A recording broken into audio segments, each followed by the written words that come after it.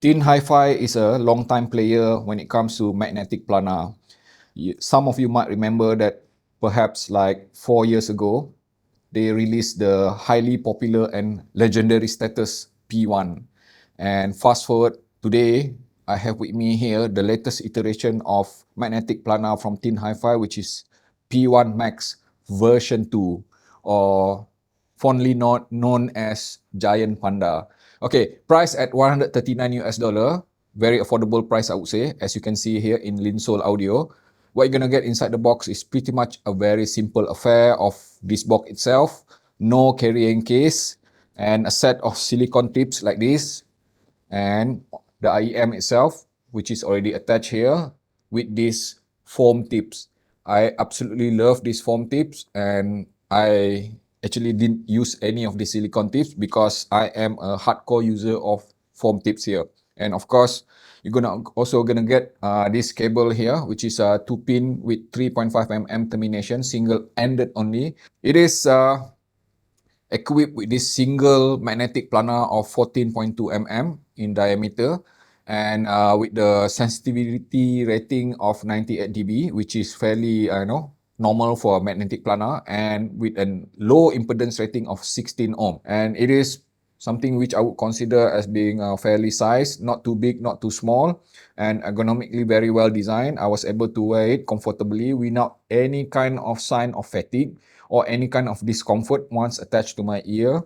And the seal is quite good, especially when using this foam tip here.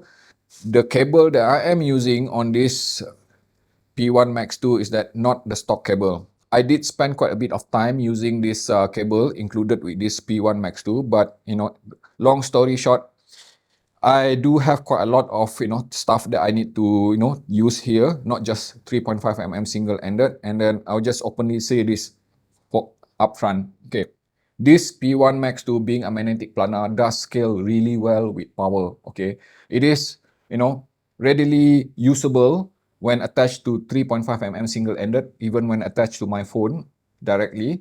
And I would just simply say that it is usable pretty much, and then already engaging. The sound is already good, but being a magnetic planar, it also exhibit that trait of a magnetic planar being able to scale really well. Okay, and in order to do that, most of the time, if you look at the stuff in front of me here, okay, I have been driving it extensively with this Moondrop Miat 01, which is my favorite phone right now. It offers both 3.5 mm single-ended and 4.4 mm balance. In order to do that, I have to swap out the cable and use my own Valkynas cable here, which is terminated in 4.4 mm balance. Okay, and I also have with me here EPZ TP50, which is again sounded the best when I use this 4.4 mm balance here. And I also have this iBasso DC04 Pro here, which is again 4.4 mm balance. And of course, in front of me here, my JDS Lab desktop DAC M stack, which is my reference. And I do use still 3.5 mm single-ended when I attach it to my favorite dongle here, which is HiBi FC6. Okay, let's just put it this way. Okay, when I attach it to this 3.5 mm single-ended of this FC6 or even this Miat 01, okay, while the sound is good, engaging, vibrant, and rich, okay, fairly analytical or very analytical, I do sense that the staging, the impression of soundstage offered by this combination of using 3.5 mm single-ended on this R2R dongle here, kind of a bit frontal. The soundstage seems to be a bit close in, circular and close in. And true enough, when I switch to something which is like this 4.4 mm balance and attach this, especially when I use this Moondrop Miat 01, I can clearly hear that, alright, okay? The staging itself widens up, okay? It is a bit more open than as opposed to attached to the same deck on this same phone using the 3.5 mm single-ended connection. So just remember this, okay? If you want to get the very best out of this P1 Max 2, you might need to consider buying a separate cable which offer 4.4 mm balance. Straight out of the box, the first time when I listened to this P1 Max 2, I was kind of a bit surprised. Surprised because it does not sound like the typical P1 series which I am so very familiar with. Okay, let's just take an example. The P1 original P1, which was released 4 years ago. And also somewhere in between, not too long after that, there was also P1 Plus, and then a few other iterations somewhere in between, which I forgot. Long story short, now I have with me here P1 Max version 2. Okay, so let me just put it this way. The main difference is that this thing is definitely a lot more energetic, vibrant, and fun sounding as compared to those older P1 series. So it is also, by that reckoning, means that this P1 Max 2 is more colored, whereas P1 and P1 Plus is definitely tuned towards being a bit more neutral, less energetic, less vibrant, and a bit more transparent. So let's just have a closer look, okay? Let's just analyze how does this P1 Max 2 present the sound itself. I already mentioned P1 Max 2 being energetic, vibrant, and engaging, okay? Euphonic, in fact, depending on what type of music you listen to. For example, if you listen to pop music, rock music, metal music, I can clearly hear that the energy level emitted, okay, listening to those music are definitely immersive, okay?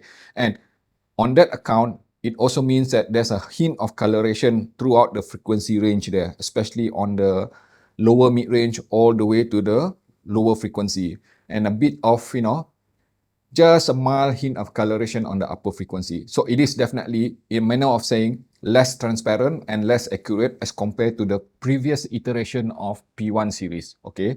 But is it a bad thing? No, definitely no. What I'm trying to say here is that, okay, I never find for a moment throughout my listening to this P1 Max that this P1 Max being offensive, okay, despite being energetic. So that is definitely a good thing. And when I say offensive, I do not hear any element of edginess to the sound itself.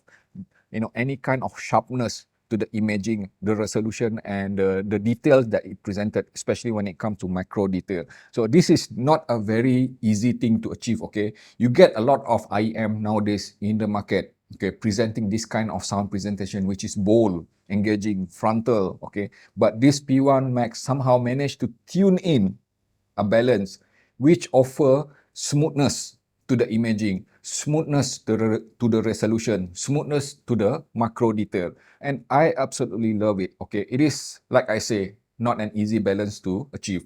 And let's talk about the frequency range itself, how it presents the dynamic range. Okay, all the way throughout from lowest frequency to the uppermost frequency. I will admit one thing, that when we look at the upper frequency, the treble region, it is kind of a bit toned down, okay? Just a mild hint of roll off to introduce a bit of smoothness to the decay itself, meaning that the emphasis on the micro detail of the upper frequency is not as bold as how I have heard it before from the original P1 or even P1 Plus, okay? Or even other magnetic planar, which I am so very familiar with. You see, when we talk about magnetic planar tend to be fast, okay, with the transient speed itself. We know that one thing for sure. For example, if we look at this Hi-Fi Man Sundara here, okay, or even Hidis MP145, which I am, very fond of, okay, I can just openly say right now that MP145 and Sundara offer a bit more of speed with the transient itself, with the way it handles the interchange of the different dynamic range. Okay, as a result of that, it also sounded a bit brighter, but this one does not sound bright at all. It is just organic. Yes, the keyword here is organic. So if you love magnetic planar speed, okay, and if you love smoothness, a combination of those two, P1 Max 2 Panda is one of them. Okay, it offers that smooth upper frequency detail, okay, all the way to upper mid-range, all the way to the treble decay, the micro detail itself. It is still there, but it is not very well extended. And I am not complaining about it, because the end state of that is that it is resulted into something which is very engaging, immersive, and non-offensive at all. And let's talk about the mid-range itself. The mid-range of this P1 Max is perhaps one of the key strengths why you want to have this, okay. I sense that there's a bit of V sound curve, okay, with the tuning itself. It does sound a bit recessed, on certain type of song, but in general, I would say, especially when listening to jazz, listening to bluegrass, or even some pop music, the mid-range itself is frontal enough. The mid-range itself is bold enough. rich in texture and definition. But let me just bring some example here. Okay, why I am in love with this mid-range of this P1 2 Max. Okay, have a look here.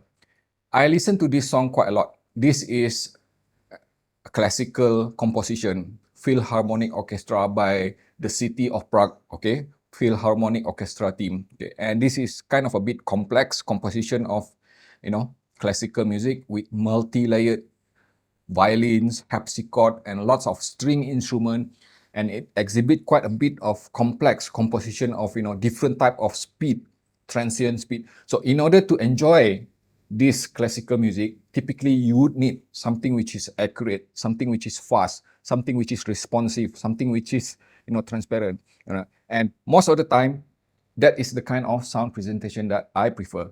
But the good thing, the surprising thing about this P1 2 Max is that, okay, when I listen to this particular music, I was kind of like, first taken aback that it does not sound as transparent or accurate as how I normally prefer it. But at the end of the day, the key thing is that instead of hating it, I actually love it because it sounded so immersive, so engaging. Because let me just put it this way, when I listen to the different tonal balance of the, the violin and the viola itself, okay, instead of being 2D, now it sounded a bit more like 3D kind of sound presentation. And I know it is a bit more enhanced, a bit more colored than how it was supposed to be, but that is the kind of coloration which I love. Okay, it adds, a bit of depth and perspective to the way the violin and the viola sounds like. And the same can be said when I listen to this technical jazz from Hof Ensemble here, Polarity. You might recognize this. Okay, this Polarity exhibit a lot of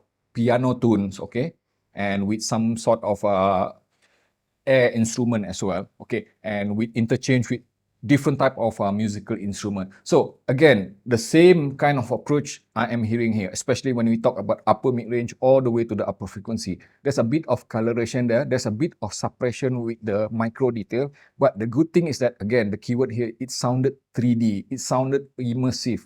The texture and the definition offered by this P1 2 Max, despite not being accurate and transparent, I find myself enjoying it immensely. So that's how impressive it is. And let's just move into something which is a bit more crazier. Okay, have a look here. This is one of my favorite black metal songs from Mayhem, Necrolas, okay? And one of the reasons, especially when I am testing audio equipment, I don't just listen to hi-fi. I also listen to low fidelity or lo-fi. And in particular, this song, it sounded like as if they recorded this in a basement, in a toilet, with the worst sort type of equipment. And this particular song can sound outright harsh, okay? If you listen to something which is highly analytical, especially with this Hi-Fi Man Sundara here, or even this AR5000, okay? But you want to know what?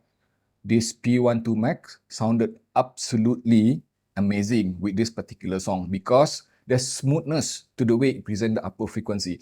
You see, good equipment is not just about handling high fidelity, but how good they handle the low fidelity also is a value that I highly appreciate. Because to be honest with you, 80% of the time, I listen to this type of music on daily basis.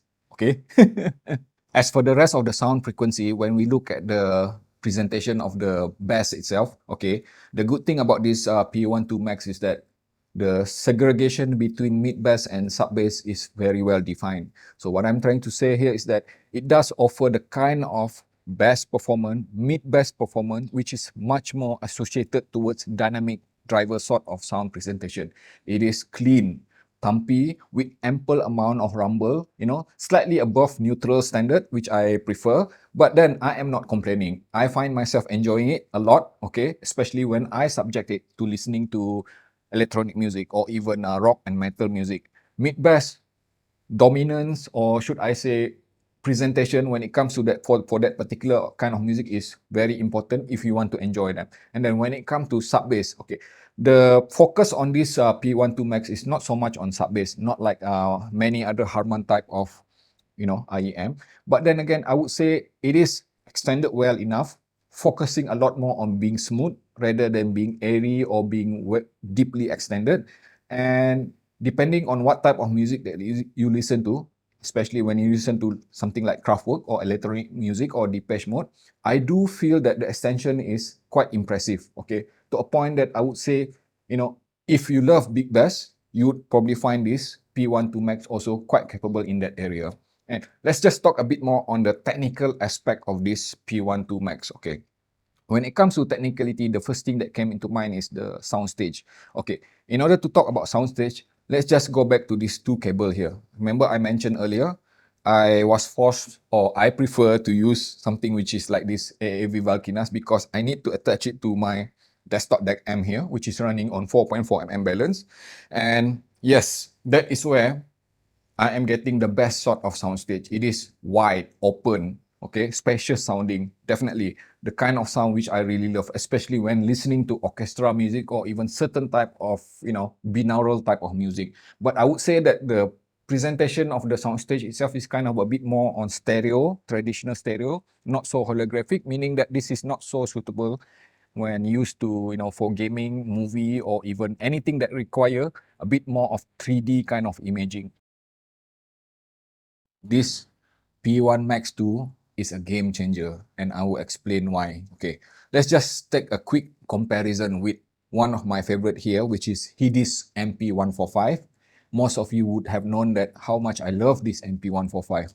And after spending quite a bit of time listening between the two of them, I am forced to admit on two things. Okay, when it comes to tone and timbre, note weight and density, I thought MP145 was already excellent with those two elements.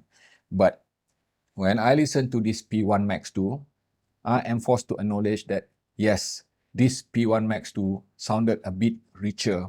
It is also better balanced and more organic sounding as compared to this Hidis MP145 by 1 point. That I am forced to actually kind of a bit downgrade 1 point for those two segments on this MP145. But let me just clarify this. When it comes to technicalities and dynamic handling, MP145 is still superior, okay?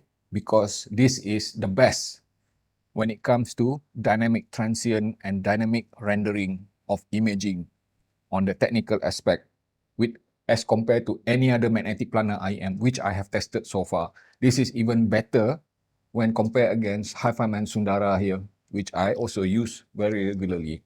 But other than that, P1 Max 2 is better performer when it comes to that two element. And because of that, it also opened up Pandora box. Okay, I am forced to reconsider quite a lot of other things, recalibrate quite a lot of other IM in respect to this kind of sound which I am hearing from this P1 Max 2. For example, I did the same thing also for Final Audio A5000, another of my favorite. And I have to demote 1 point from tone and timbre, note weight and density from that Final Audio A5000. And I also did the same thing with Campfire Solaris, okay? I also did the same thing with Tangzu Hede, another of my favorite IM.